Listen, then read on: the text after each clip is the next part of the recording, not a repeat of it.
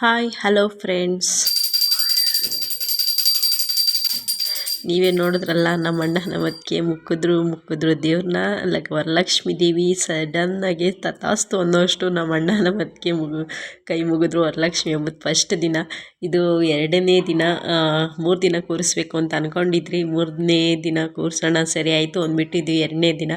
ಇದು 3ನೇ ದಿನ ಭಾನುವಾರದ ದಿನ ಬೆಳಗ್ಗೆ ಟೈಮೆಲ್ಲ ಪೂಜೆ ಮಾಡಿ ಅಮ್ಮಂಗೆ ನೈವೇದ್ಯ ಮಾಡಿ ಪೂಜೆ ಮಾಡಿ ತುಪ್ಪದ ಆರತಿ ಮಾಡಿ ನಮ್ಮ ಕೈಲಿ ಎಷ್ಟಾಗುತ್ತೋ ಅಮ್ಮನ ಸೇವೆ ಮಾಡೋಕ್ಕೆ ಅಷ್ಟು ನಾವು ಮಾಡಿದ್ರಿ. ನೆಕ್ಸ್ಟ್ ಮಾಡಿದ್ಮೇಲೆ ಟೈಮ್ ಆಗೋಗುತ್ತೆ, ರಾವು ಕಾಲ ಬಂದುಬಿಡುತ್ತೆ ಅಂತ ಹೇಳ್ಬಿಟ್ಟು ನಾವೇನು ಮಾಡಿದ್ರಿ, ಲಕ್ಷ್ಮಿನ ಎತ್ತಬೇಕು ಅಂತ ಹೇಳ್ಬಿಟ್ಟು ಪೂಜೆ ಎಲ್ಲ ಮಾಡಿದ್ರಿ. ಹಾಗೆ ನಾವೆಲ್ಲ ಅರ್ಶಿನ ಕುಂಕುಮ ತಗೋತಾಯಿದ್ರಿ. ಅವನು ನೋಡಿ ಯಾವ ರೀತಿ ಮಾಡ್ತಾ ಇದ್ದಾನೆ, ಅವನು ಅರ್ಶಿನ ಕುಂಕುಮ ತಗೋತಾ ಇದ್ದಾನೆ. ಹಾಗೆ ನಾವೆಲ್ಲ ದೇವರೆಲ್ಲ ಎತ್ತಿದ್ದಾಯಿತು.